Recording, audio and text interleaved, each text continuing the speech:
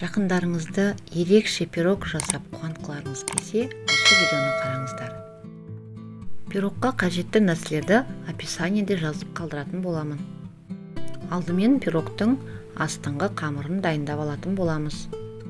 300 грамм ұнға 200 грамм маргарин құйып, оны жақсылап араластырамыз. Ұнымыз осылай шашырап тұруы тиіс. Одан кейін бір жұмыртқамызды, бір кеседей суымызды құйып, шамалы тұз салып, жұмсақ қамыр илейміз. Қамырымызды илеп болған соң, оны жарты сағатқа қойып қоямыз.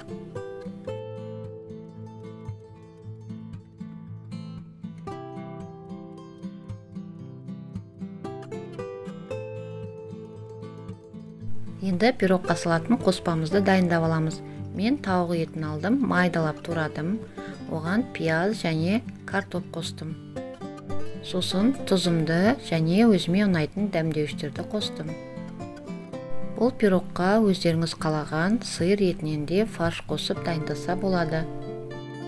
Пирогтың қоспасының қандай болуы бұл жерде маңызды емес. Бұл жерде ең маңыздысы біздің пирогымыздың қамыры болып табылады. Енді пирогымыздың үстіңгі қамырын дайындаймыз. Оған бізге 200-250 граммдай майонез қажет. Оған 3 жұмыртқа, шамалы тұз және қамыр қосып араластырамыз. Қамырымыз қатты қою емес, сұйықтау болу керек.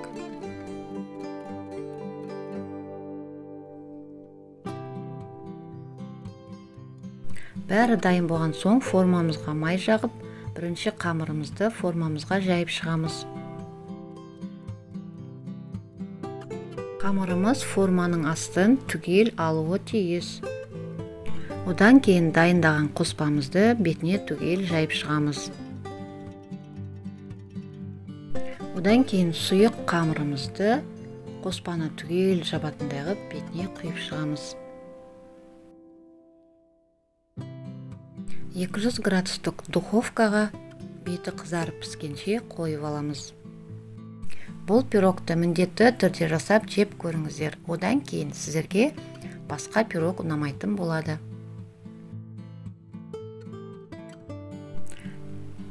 Видеомыз ұнаса, біздерге лайк қойып, комментарий жазып, подписка жасап, қолдау көрсетіп кетсеңіздер.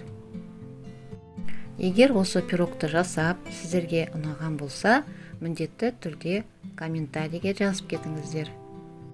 Сіздерге бір пайдамыз тисе, бізде өте қуанышты болатын едік. Ас болсын барлықтарыңызға.